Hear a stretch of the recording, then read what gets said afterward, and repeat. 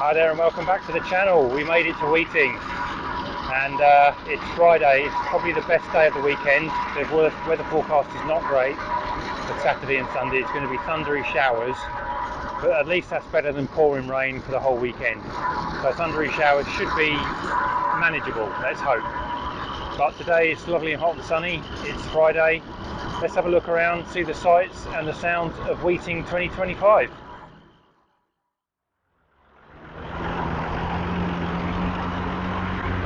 Tool carrier, unusual machine. National 434, 1960 something. One of the very many great Fergies that are here, as always. Ferguson next year is celebrating an 80th anniversary, 1946 to 2026. 80 years of the Fergie T20. Really lovely standout Ford 3000. In fact, we've got three Fords in a row. So 1960s, then we've got a Dexter from the 50s, and we've got a 6610 from the 80s. I do like the 6610 series or the 10 series from the 80s. I know it's my era, but they're a really handsome looking tractor, if there ever can be such a thing, of course. Really nice W6 International.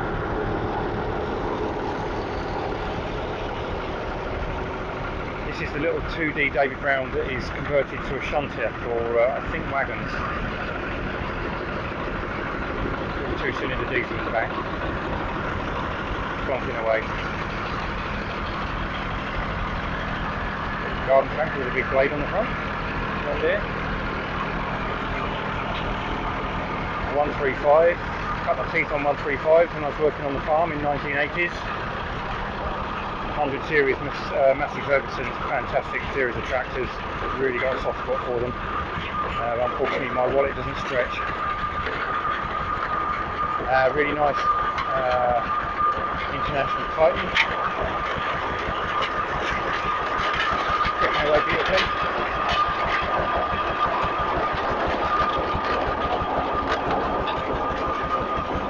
Two-car trail plough on the back. Presumably he's going to do some work with it.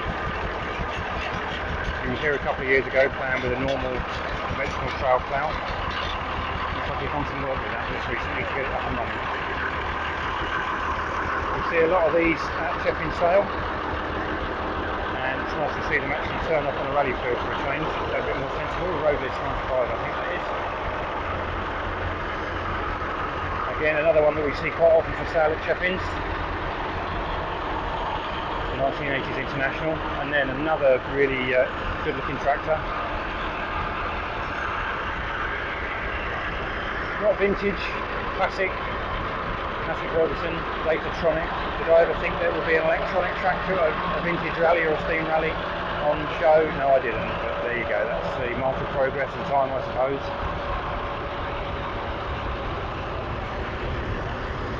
Little McCormick Cub, I would suspect that's the French version. Not much of a driver's platform on there. Slightly earlier McCormick 434, the one we saw a minute ago. Slightly different badging. That looks like it's in its original working clothes. Really interesting Nuffield three-wheel conversion. I'm not sure if Nuffield did that themselves or whether that was a third-party manufacturer that did that. Very, very nicely, in fact. Beautifully. Massey Ferguson 35, always popular. The BMC mini tractor, before they became Leyland, of course. And this is what we want our 996 to look like, the one that I've got from my friend at the moment. Whether it will actually look this shiny is another matter, but we're going to clean it up and make it look pretty.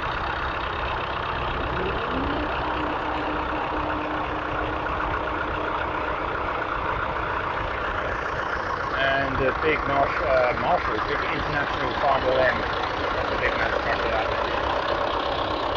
That sounds like a diesel, actually. Doesn't look like a diesel. Oh, that might have a... I was going to say it might have a Perkins engine in it, but it doesn't even sound like a Perkins.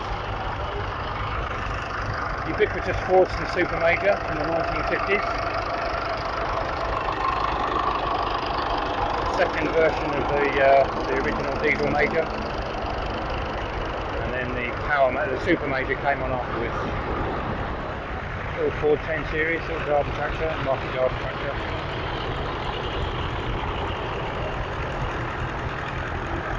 BMC Mini in green, with orange underneath. I don't know what the history of that is.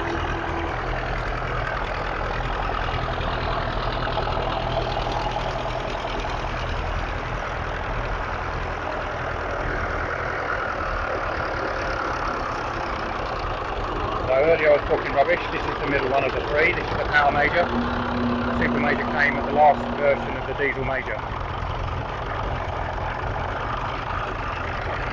And this is the original version, the Diesel Major that came out in 1951.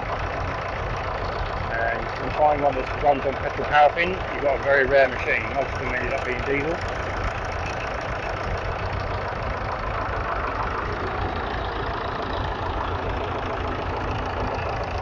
Spoken so many times before about the Ford Ferguson. This is the 2N, built in 1943, came out in 1942, hence the 2N. It's a Ford, but of course it looks very much like a Ferguson because of the fallout that they had.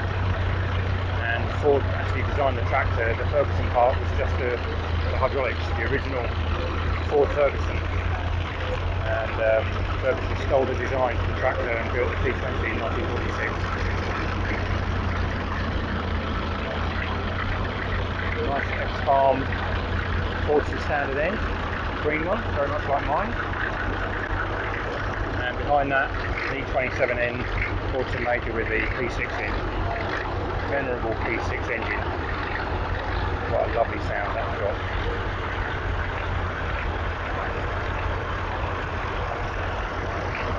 Now as the Fergusons pass through, count how many different shades of grey that you see. Because everyone's got their own ideas about what grey colour, what shade of grey Ferguson should be painted in. Everyone seems to get Fordson blue right, but a lot of people get the Ferguson colour wrong. Lovely Nuffield 465. That was the successor to the 1060 or the 460, but originally the Nuffield that was built.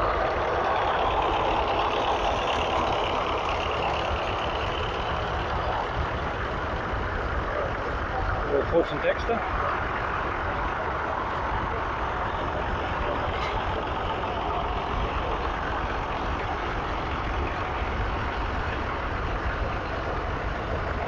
B250 International.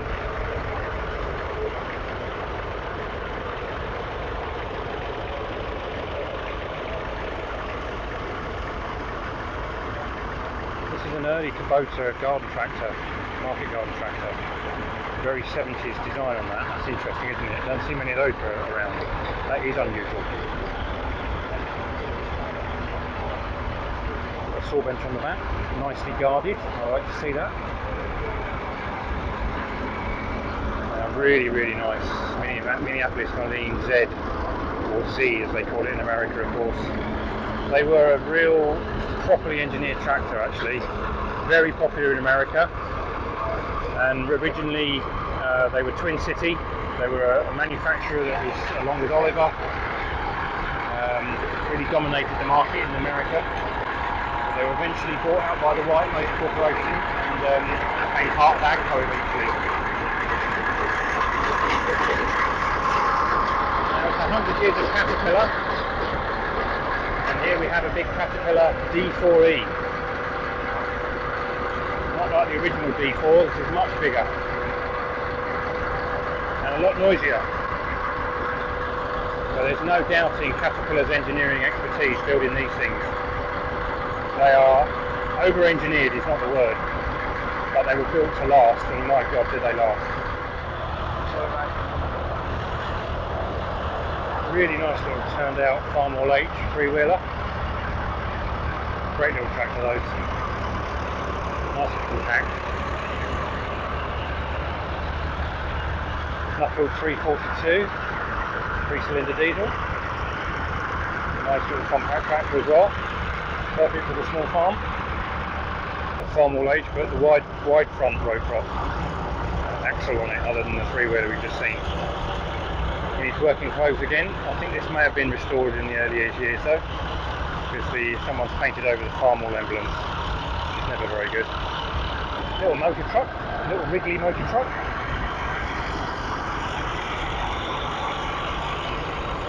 They're a great little thing, you can walk with them or ride them. Now I believe it is 100 years of Caterpillar. Now whatever you think of Caterpillar, these things were built literally like tanks. I mean look at the engineering of the engine. That is absolutely superb, and you try breaking one of these things. They were built to last, they were built to do a job, they were worked within an inch of their lives. Really heavy work, turning ground, breaking ground, building roads, bulldozing, grading, you name it, they did it. And they really nailed it with their machines. Engineering was awesome, utterly awesome. Here we've got here we've got a Fordson diesel motor that's converted into a crawler with the county crawler track system. Not quite as good as the Caterpillar, I have to say. Now I'm not going around the ring today because I haven't got any fuel in the tractor. So thankfully the other person that's got an Oliver 80 here is going around the ring on my behalf, so that's good news. I think this is a 1941, maybe 42 tractor, I can't remember, it's even neatly filed. But nonetheless, nice little tractor turned out, owned by the lady's grandfather apparently.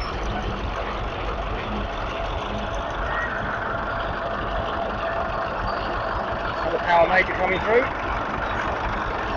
And one of the stars of my tractor line is this fantastic Sanderson Model G. Now, these were built in Elstow in Bedfordshire.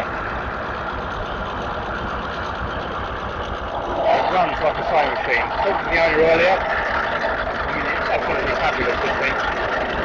Really, really love it.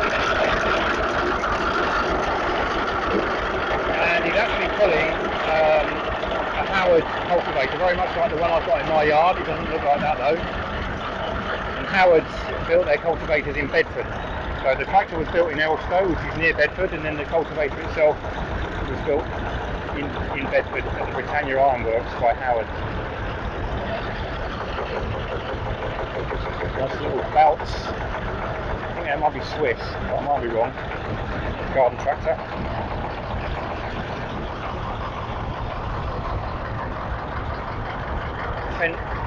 European diesel tractor, very popular in Germany, Holland. If you go to Germany these days, or any continental Europe, you'll see these working in the vineyards and small gardens, small farms.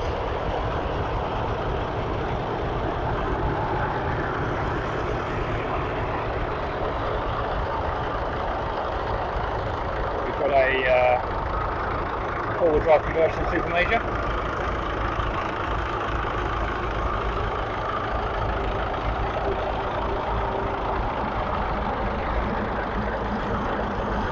Really nice running LSU.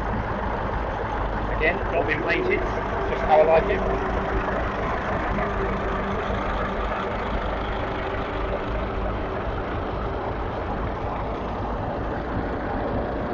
Another working close standard Fordson.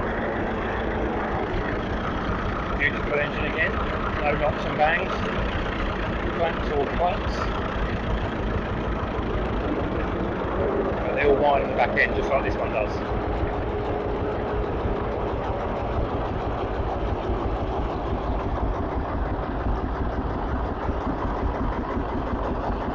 Comments to yourself, please, ladies on Marshalls.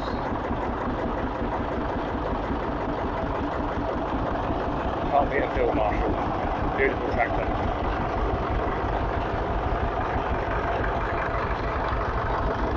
Another diesel major pulling a cart, which used to be a horse-drawn cart, of course, nicely painted up and turned out, fitted with a tractor drawbar, and we've got a Fordson Model F.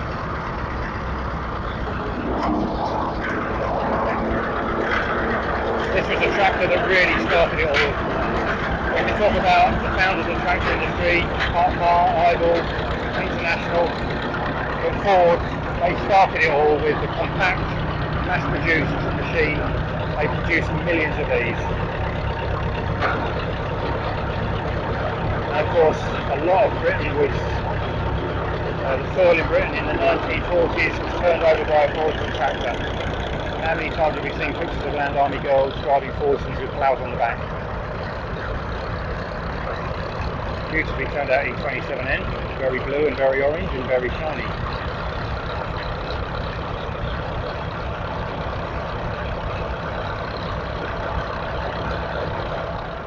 Super Major with the 2-color reversible on the back. Looks like he's been doing some work with it.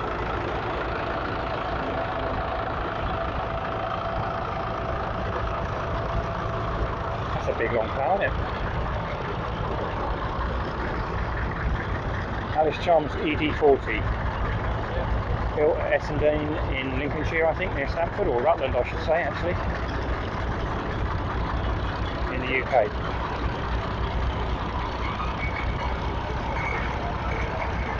That's something I wouldn't want to be doing right now in this weather. It's a nice little W4 International pulling a Ransom's 2-color plough. That's quite a big plough for that tractor actually. And another Caterpillar D2 with a huge plough on the back, a big deep digger 2-color. I think the plough weighs nearly half as much as the tractor.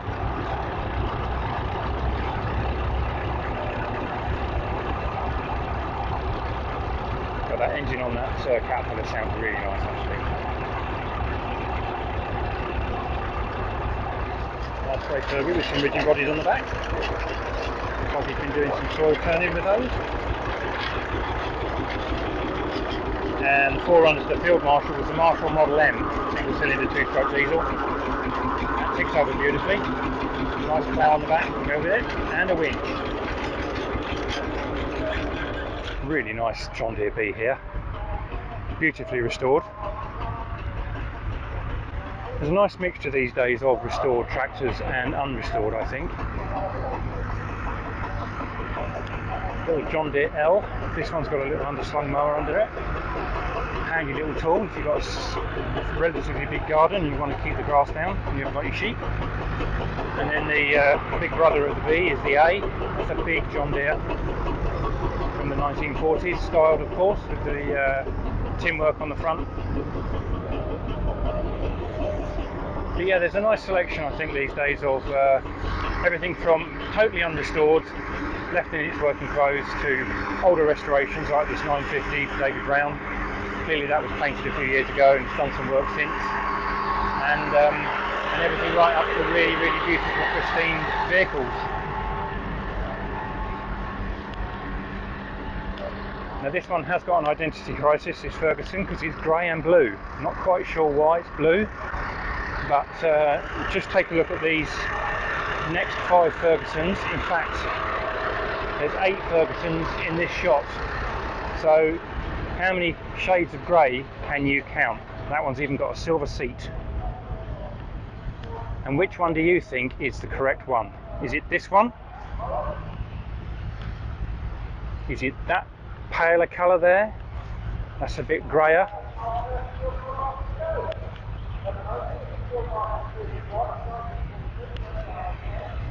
This one's got a bit of a blue tinge to it.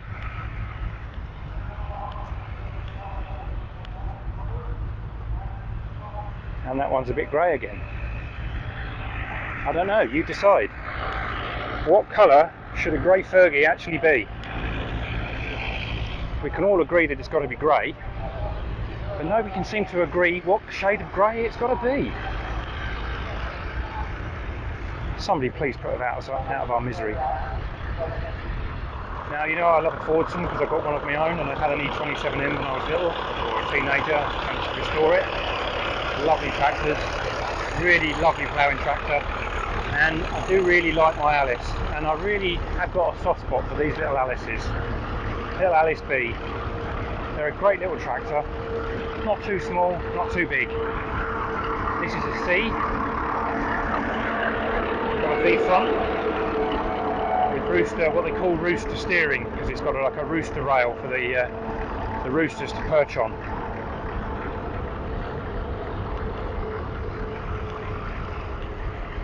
got its bigger brother, the WC, I think it is. I might be wrong on that. Might be a WD. Yeah, it's a WC.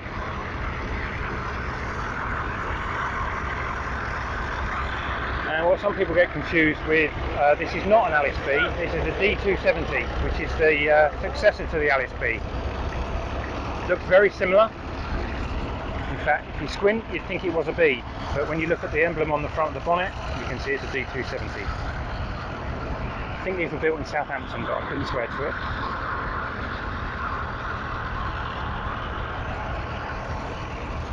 There's a whole load of Fordsons here. This one really is off-farm condition, isn't it? Complete with dirt and grease. They always leak from the brake seals, the differential seals there, and there's all the caked-on dirt and muck that used to find its way around all these oil leaks that it had. But if that's a runner, which I think it is because it looks like it is, that's got a fantastic condition to it. I don't think that should ever be painted.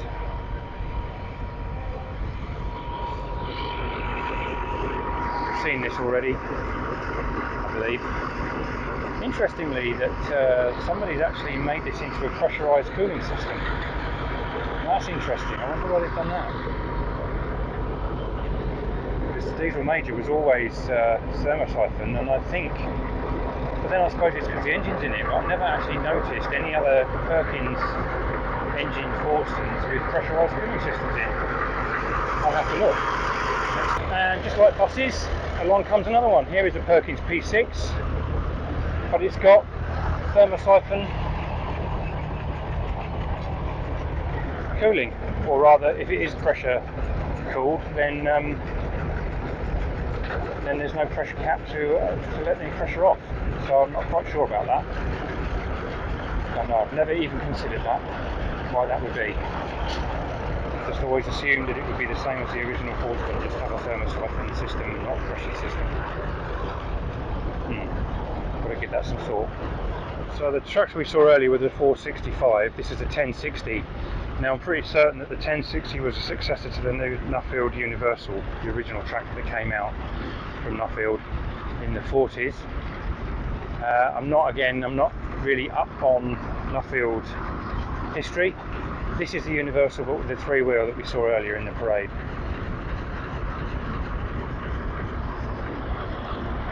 And we've got a Universal 4, which again was another variant of that tractor with a hydraulic loader on.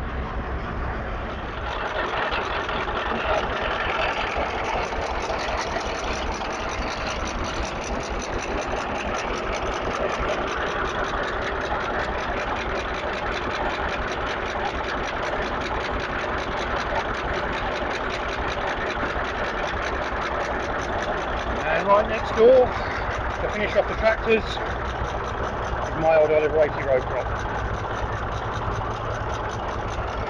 And if I just come back a little way, you'll be able to see the comparison between the Oliver Standard, the 80 Standard, and the road crop, one in front of the other.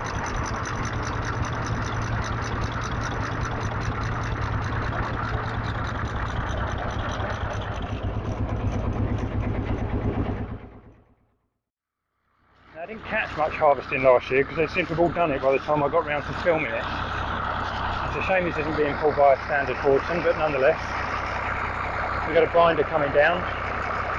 This is obviously the forerunner to the combine harvester, where all this really did was cut the corn, put it into a sheaf, somebody come along and pick it up, and then thrash it in the thrashing drum.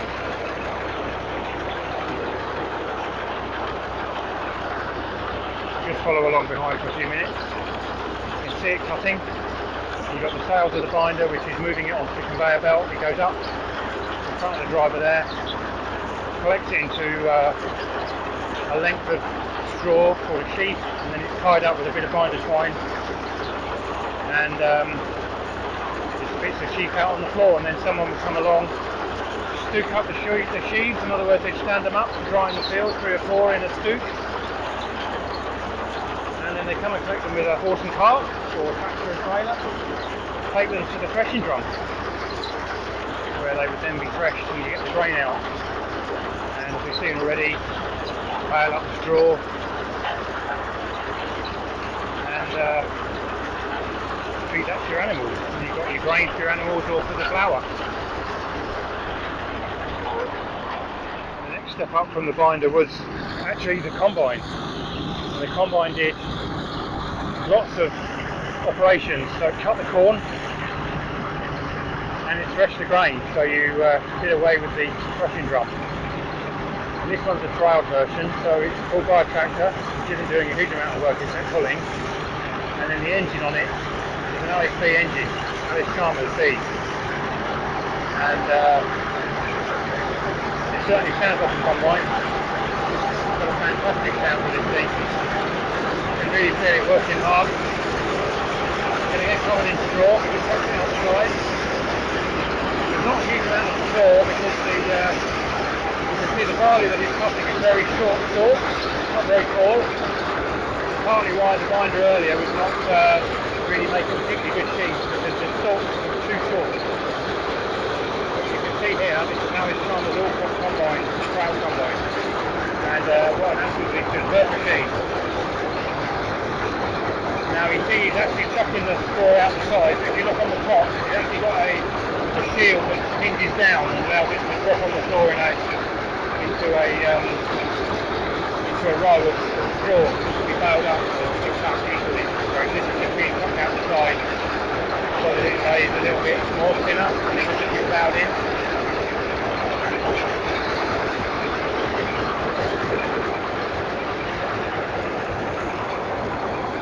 Fantastic machine that. I really like that.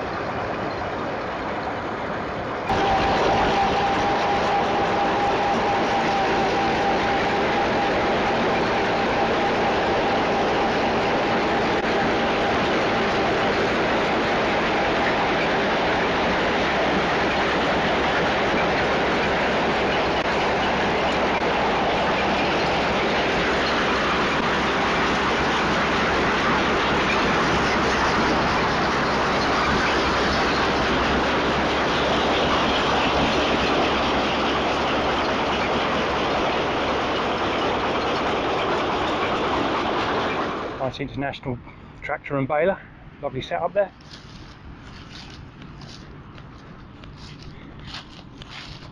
Today's the Friday, as I said already. It's a nice hot sunny day. Tomorrow's going to be wet, so I don't think much of this stuff is going to be working tomorrow. And a lot of it now I think is finished for the day anyway.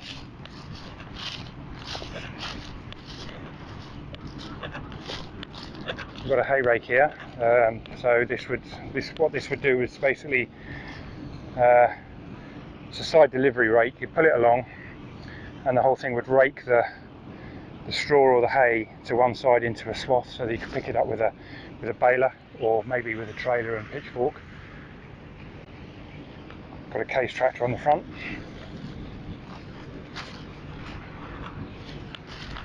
And a nice Fordson with a Wheatley trailer, I think that is. And it's got a bale collector on the front on the side of it. So the baler originally would have spat out conventional bales one at a time, and then you go along with this and you'd pick up each bale as you went round the field and it would chuck it in the back and somebody would be in the trailer and stack it in the trailer. So it's just basically a big elevator to take the bales up over the tractor and into the trailer at the back. Saves you a lot of hard work.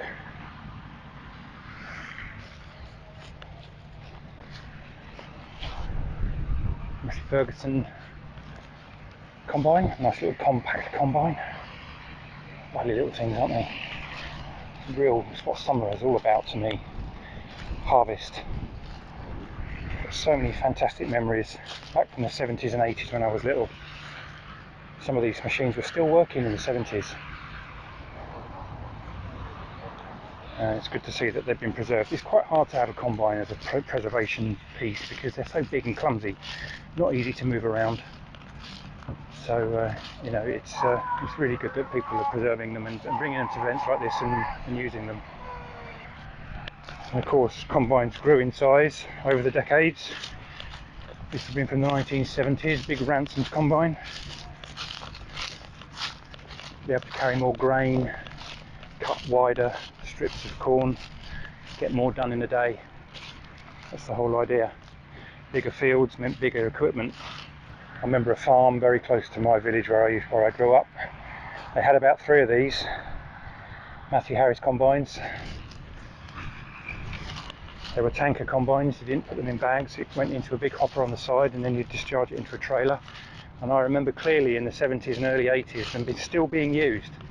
I mean, it's amazing, really. These were, I suppose then these were probably only about 30 years old, but nonetheless, you know, in the early 80s, nonetheless they were still in regular use and doing a good job.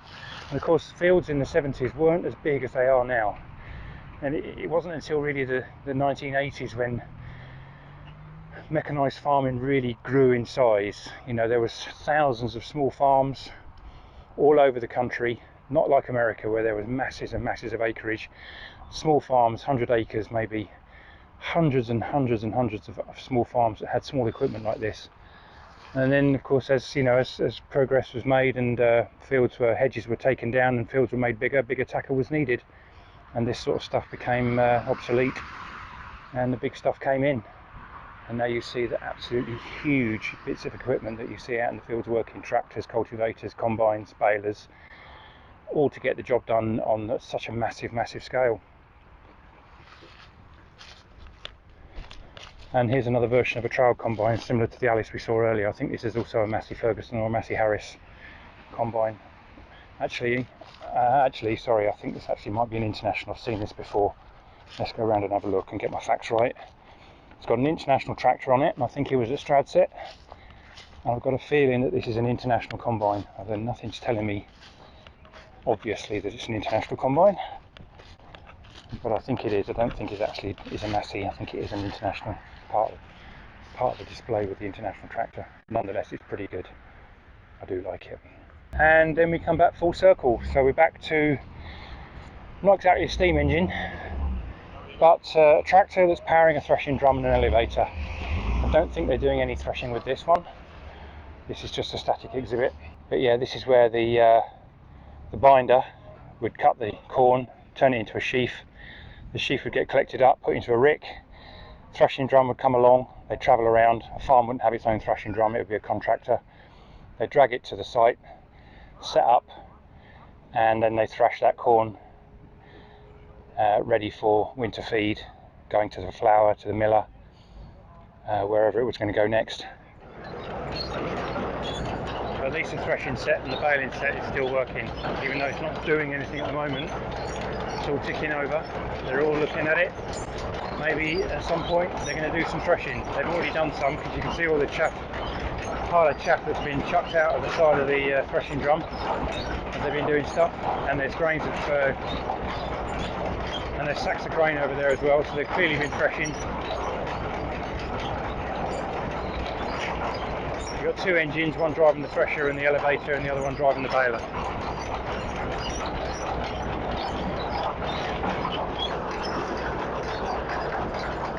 It's a real smell of summer. Baled straw, freshly baled straw. Brings back a lot of memories.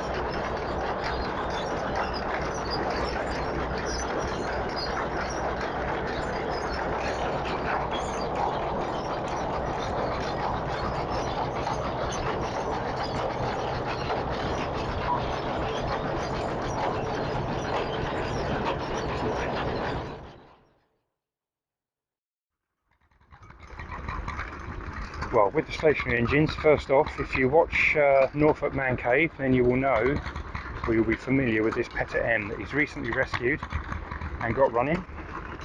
Check back on his channel and you'll see this engine in its rough state when he got it. He didn't take a lot of cleaning to do, but my goodness, when he finished, it really does look the part. What a great patina on that machine. Let me just zoom in, you can actually see. If you look there, underneath, the paint's fantastic condition. And it just looks just right. He found that tank in the shed at the same place where he got the engine a year earlier. So he found the tank and borrowed the tank, or he took the tank, and then he rescued the engine a year later at the same place, and found out that the tank was made specifically for the engine. And you know, what are the chances? And this is his little Crossley. I'm not sure if he's managed to get this going. It was causing him a little bit of a heartache trying to get this going a few episodes back. But he's not here to ask, so I can't ask him. But on the side of it there's a compressor. So it's got a compressor bolted to the side of the engine, which is quite a neat little addition. It'd be nice to know if that's actually working, because I'm not sure. The engine guys always put on a nice display. I always like it when they've got, they're using pumps, generators, some cases little saw benches, and all sorts of bits and pieces like that. Lovely international hit and miss engine.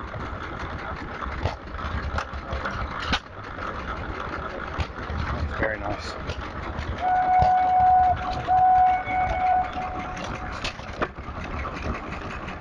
Another little hit and miss.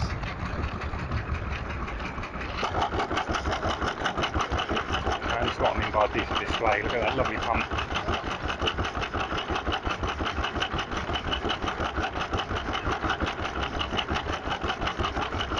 Fantastic, isn't it?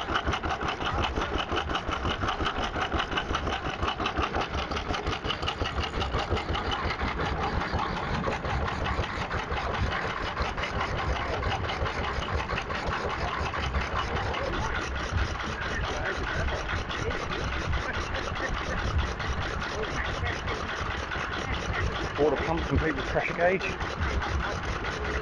really nice turned out engine that actually. Another petter. This little Wolseley engine is driving what's called a kibble mill, and that was for grinding corn for chicken feed and small animals. So you only want a small quantity because chickens don't eat a huge amount, not like cattle. So you had a little mill called a kibble mill that would grind up your grain and you'd feed it to your chickens.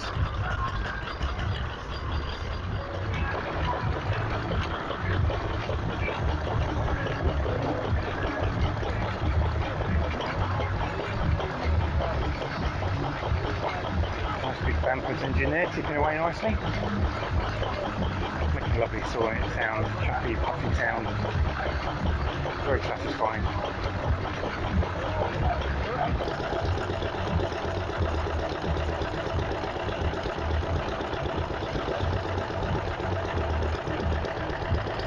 Now I do like the Blackstone engines, built in Stamford, Lincolnshire. Absolutely fabulous looking engine.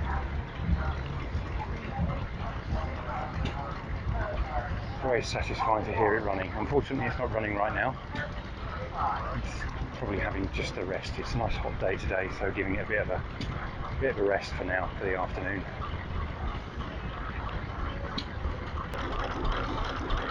Absolutely beautifully turned out rusted engine, and that is like a sewing machine, isn't it? Absolutely fantastic. What an engine. That is beautiful. The engineering going to making that and then restoring it subsequently, absolutely brilliant. Be close up. Just enjoy that noise for a few minutes.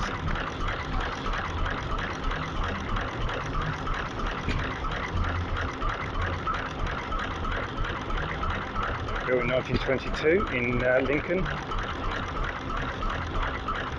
5 horsepower. What a lovely engine.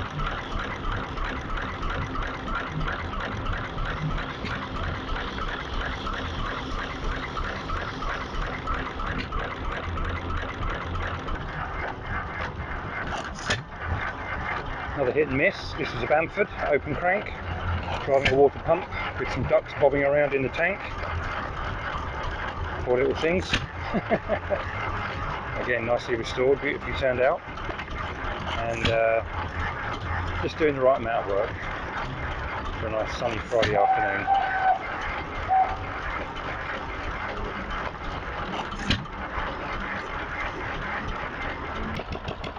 Another barrel with ducts in. Nice little Wolseley WD engine, 1953, very common of course, see loads of those, driving a little Lister pump.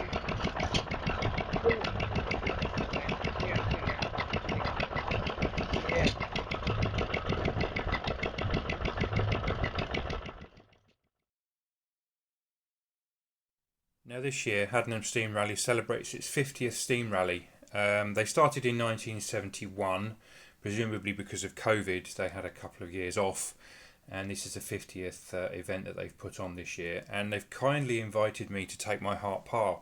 Haddenham is actually quite a local rally to me. Literally, it's 10 minutes up the road from where I live, and it's been quite a few years, I think over 30 years, since I actually went to Haddenham with my Fordson tractor when I was much younger.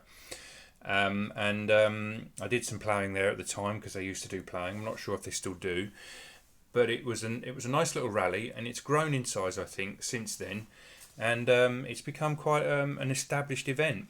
So I'm really looking forward to getting the Hart Par over there. I've got to drag that from where it lives because it's not round the corner from where it lives. I just live round the corner from where the rally is. So yeah, I'm excited to go, and I'll be doing a video on it. And if you want a good day out, I think it's well worth a visit. And you can see here on the stand that they've got various club members' tractors and people that organise the event. They've got a display of various exhibits there. Tractors and engines, and yeah, I think if you want to have a good day out, certainly put it on the list. I'll be there. If you see me with my Hart Par, then please come and say hello. Let's hope for good weather, and I'll just leave you to look at the rest of the stand.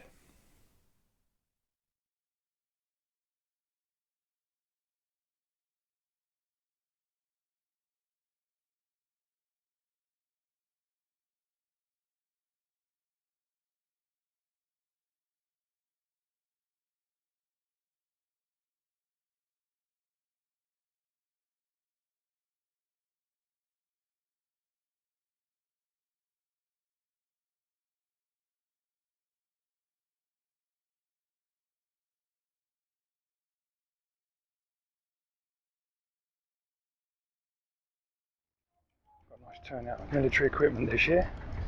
Some desert stuff and some regular green and black camouflage. Nice big Bedford truck there.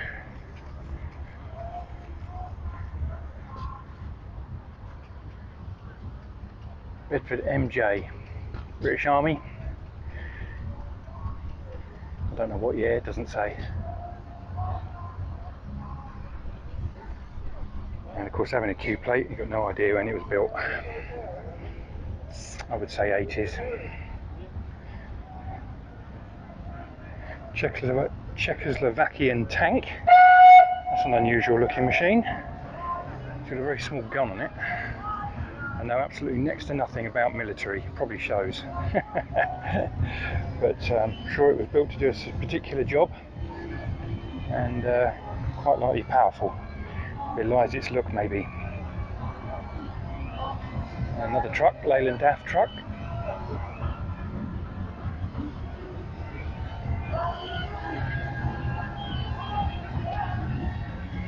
We've got a gun emplacement here, some camouflage, Land Rover, Willys Jeep, bristling with guns.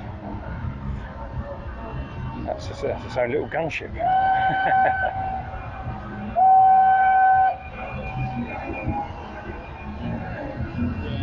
Looks like a command post, actually.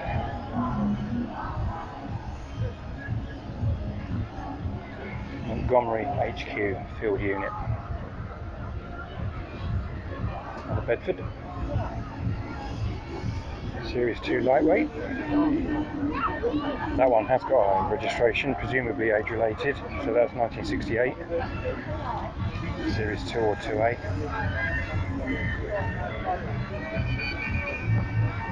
And vehicle you don't see very often because you see mostly Land Rovers are the Austin Champs. Built for the military, I believe. Thank you. Again, if it's got an age-related plate on it, it's 1969 G-Reg.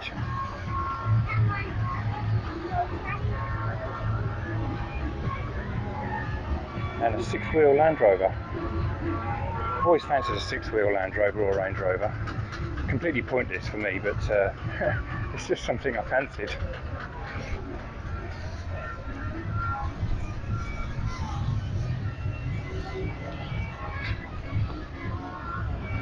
There's a Series 3, that's, sorry, Series 3 lightweight, W-Reg, so that makes it about 1980. Fitted for radio, got all the masts on the wings there. We've got a big American six-wheeler, or 3-axle wrecker truck by the look of it. Got oxyacetylene on it and everything. That's a get you out of trouble machine, that, isn't it? There's your oxyacetylene up there. And a big crane on the back, getting things out of the mud and rescue.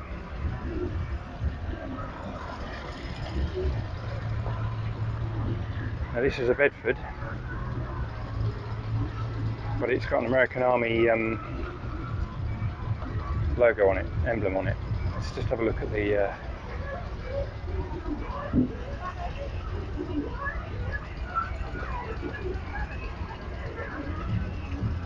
1942, so there's a good chance that this was used in World War II, which it says it is. Presumably for the American Air Force, or American Army maybe, not sure.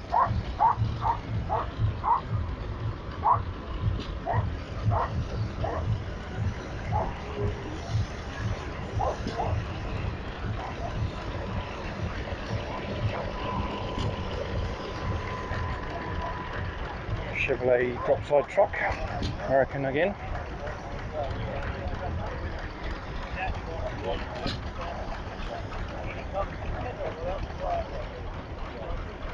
And a nice little display here for field site.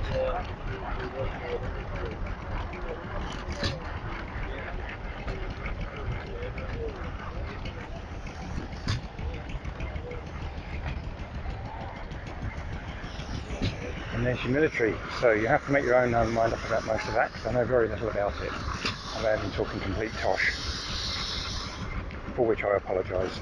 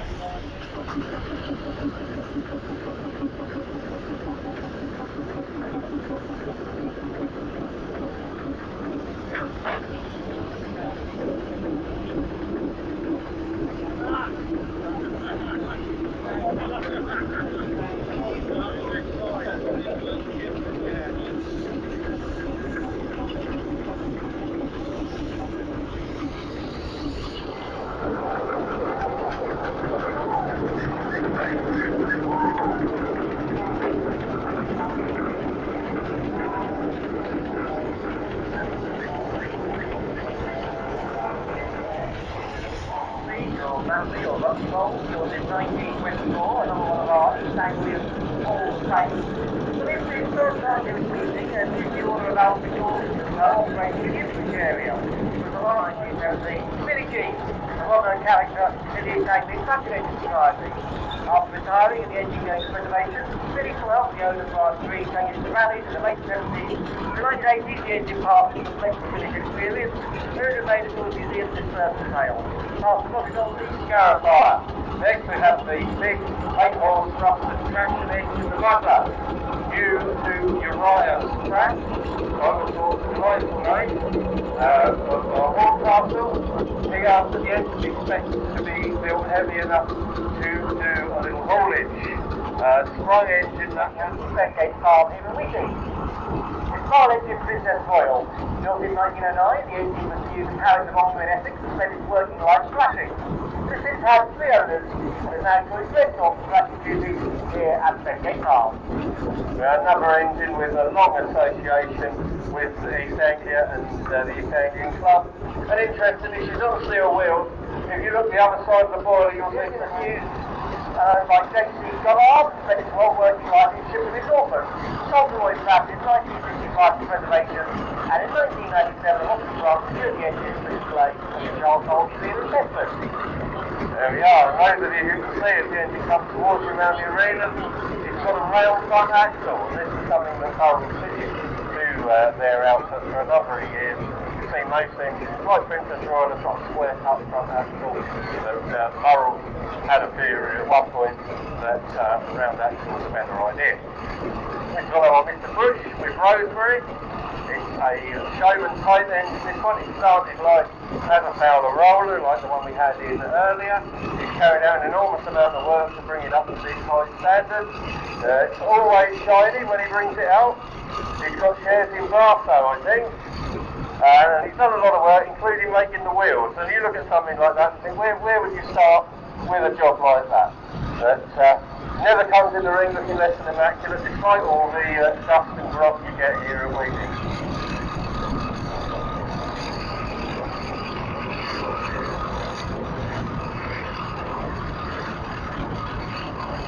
Well, next up, from our showman section, is the Weeting Steam Rally, built in 1950. Built for John Craig of Romsey, then passed to George Rogers at Shooting Sudbury. Converted its garage to a showman spec in 1921. By Paul Dawson at Wakefield. Yeah, they've been coming here for a few years as well with various different engines. Now something of a homecoming next. It's the Burrell Devonshire engine Iona. The Devonshire engine was an engine created by Burrells to be a compact and yet powerful engine that you could use in the small farmyards and the little lanes of Devon. This engine was owned for many, many years by Patrick Garland, and a lot of people will remember it coming here to Weeting in the hands of the late Reg Stooley, his good lady Iris, always accompanied by a number of little hairy dogs. It's been away, now owned by Mr. Houghton, and it's had a lot of work carried out, and it's lovely to see it back here at Weeting this weekend.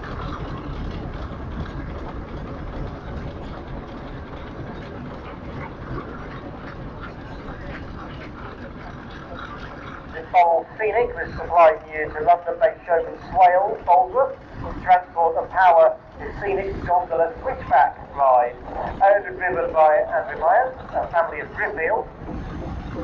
So the Burrell Scenic was really the pinnacle of showman's engine production by Burrells, because as the ride went from being fitted with a steam centre engine like the Gallopers we got here this weekend to having individual electric motors on the cars that the people rode in, which is why they were known as scenic rides, as they then had scenery in the middle. The starting load was a lot greater, so Burrells came up, and that's followed by Queen Mary, a regular here because she is based at the Burrell Museum. Well worth a visit if you find yourself in Thetford. Don't go this weekend because there's nothing there, everything's here. This is the Burrell Shaman. She worked for Anderson and Roland, the famous West Country amusement caterers, and she was owned in early preservation by the late Viv Kirk, whose name is on the side of the cab. She attended the Great Steam Fair at Shottsford Park in White Waltham to the Burrell Museum, who continue to use, maintain and look after her. And the Burrell Museum's always collecting for help towards preserving their collection of Burrell engines. So do go and have a look at the engine, have a word with the crew, and they'll be only too happy to tell you about their work. Well, number 23 coming towards us now is a Ransom's engine. Ransom, of course, manufactured their engines over at Ipswich, and was one of the very early developers of steam traction, connecting traction to obviously stationary engines in those days. Very strange looking engine, one of their first ones. This one is a bit later. It's from 1916, in fact. It's the engine Bodicea or Boudica, depending how you wish to pronounce it. Different parts of the Anglia go for different repatriated and restored, and that one's owned by Mike Plum family. Now, Mike, just while we pause briefly, I didn't realise until I joined a couple of years ago that anyone could join the Anglia Traction Engine Society. I thought it was just for engine owners originally, but I was completely wrong. No, absolutely. Anybody with an interest in steam is welcome to join the society. If you want more information, we've got the marquee at the side of the arena. Do go across that way. And you get some smashing magazines through your door a couple of times a year. A lovely calendar we got this year as well. It really does brighten up those days. I don't know where the editors find the time to do it. No. So we've got the Boston now. The Is that mine or is that mine? That was John Boy just passing us now. A lovely little Foster tractor, this one. 2007. New build the Foster steam tractor design. Says in the book, 20 years since the idea was created and the wheels were set in motion to produce that engine. So another engine with these engine links here. This one was new to Essex County Council. It's now known as Foster. Owned by Mr. James West from Aberdeen. It's spent its working career at Ongar Depot with no rear rolls on it. There's no smart little engine in that one. And always presented in first class condition. And Pete and Jenny have been supporting the rallies in East Anglia for many, many years.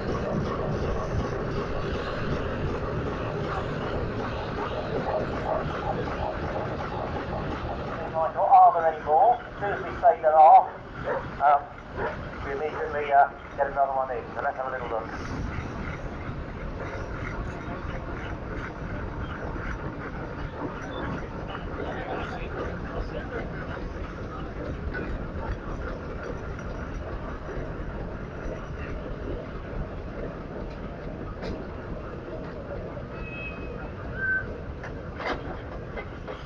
When it gets hot, we go to the pub. So if you can't find your engineman, and your engine, go and look in the bar. And you'll be sure to find them.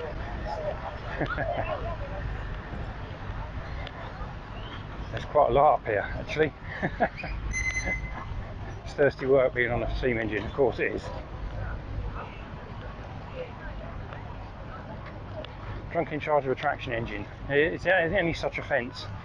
Yes, quite probably. I wonder how many of them are actually drunk. Hopefully none of them.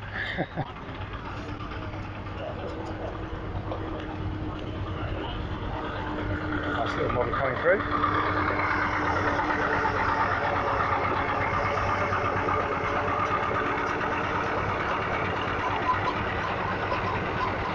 Heavy haulage demonstration.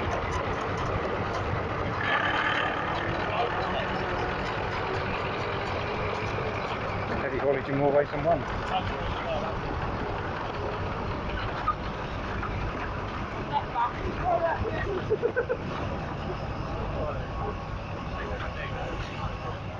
And of course we've got our dedicated road mending or road making demonstration as well, with dozers, portable engines, car boilers, rollers, stone crushers, you name it, it's here.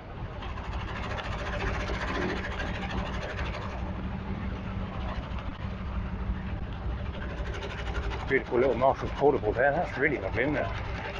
And a bigger version next to it.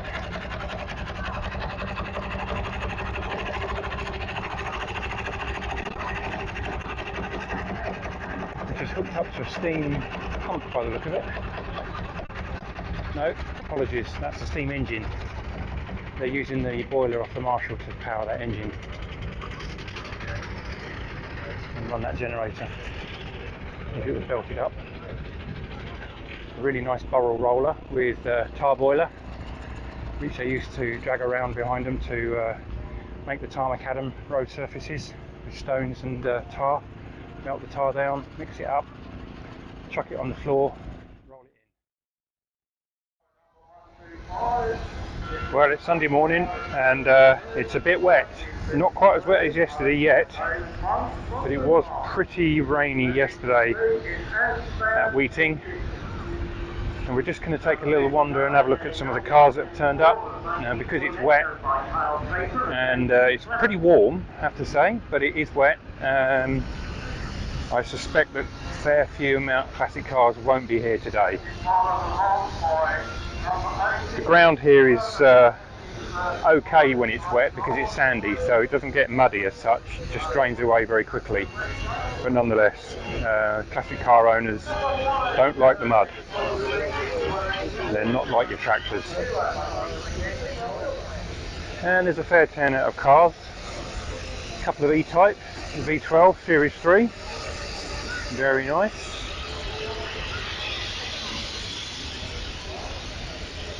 MG, and we've got a Rover 105. Another MGB GT, ubiquitous Mini, got the Weller 8-spoke wheels on it. You've got 3 green cars, 2 of the Morris Minor 1 Beetle. They look very similar if you squint.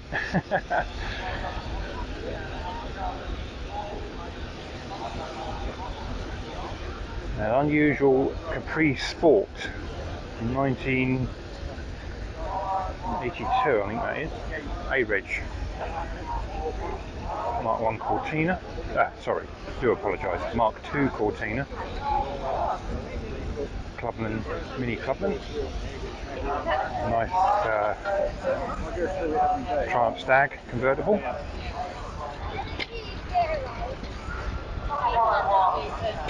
You've got 3 Triumph Heralds and a Vitesse, all convertible, lovely cars. And finished off the Triumph line with the Dolomite.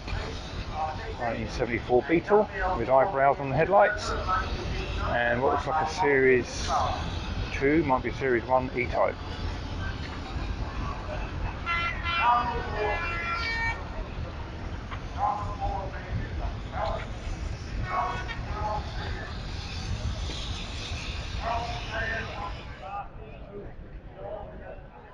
Well, we'll take a quick scoot along the vintage cars.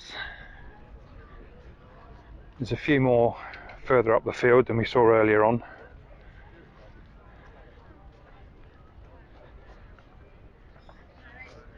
But I think the rain has put quite a few people off today, which is a bit of a shame, but it is Britain after all, isn't it? What do they say? It's never the wrong weather, it's always the wrong clothes. And we just go along the commercials, and the sun is starting to come out actually. Just as I said, it was very rainy.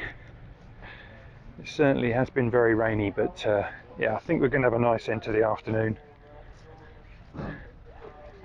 You'll have seen a lot of these commercials here last year. Good turnout.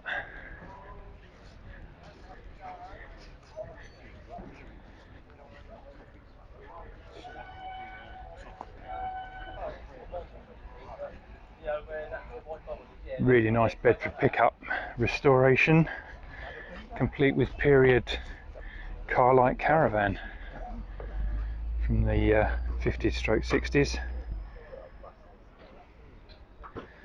Very nice little rig there. I do like that actually, really good.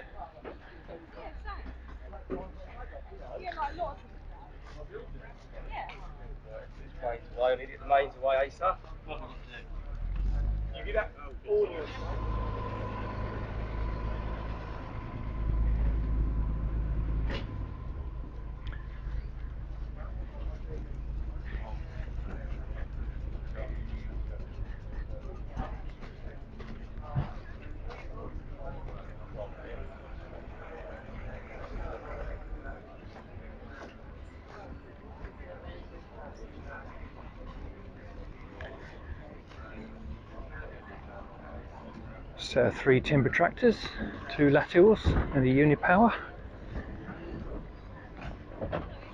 Nice heavy Scammell Cat 2 heavy haulage wagon. And a GMC flatbed.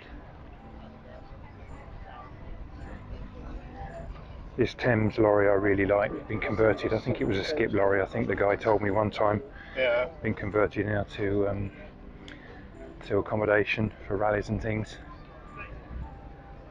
And then we always find them eventually, don't we, the Land Rovers Series 1s.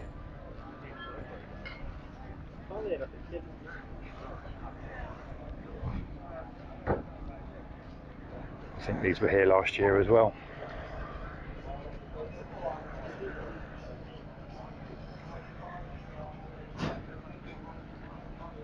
Nice TK Pantechnicon.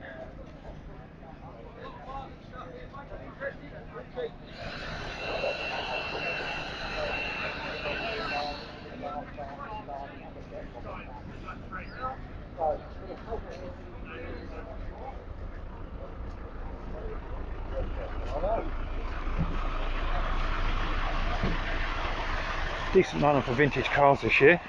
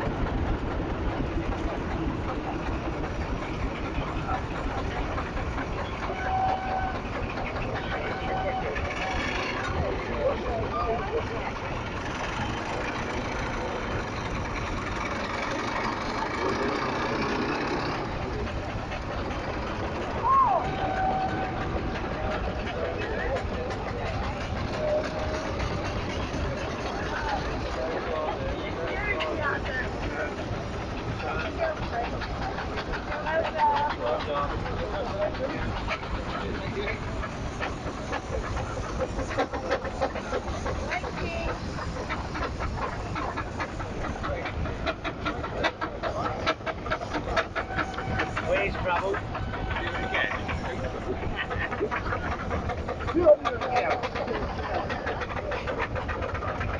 I'll take this back.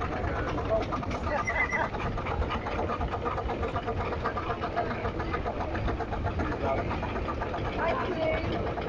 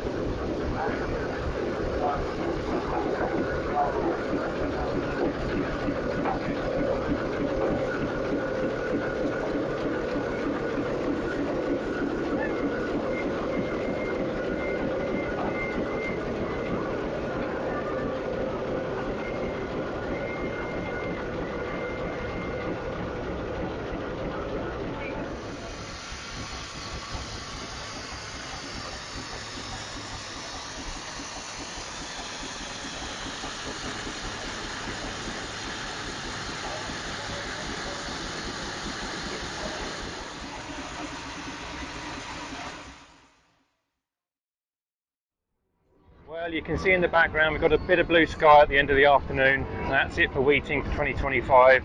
Hope you enjoyed my video, and hopefully see you next year if you're going to come. If you've got an exhibit, book it in now. If you haven't, you just want to come as a visitor, then it's a good weekend, good day out, good weekend out if you want to camp. Plenty to see and do, and hopefully the weather will be better than it was this year. Anyhow, thanks for watching. Please like and subscribe, share to your friends, comment if you feel the need, and we'll catch you on the next one. Take care and bye for now.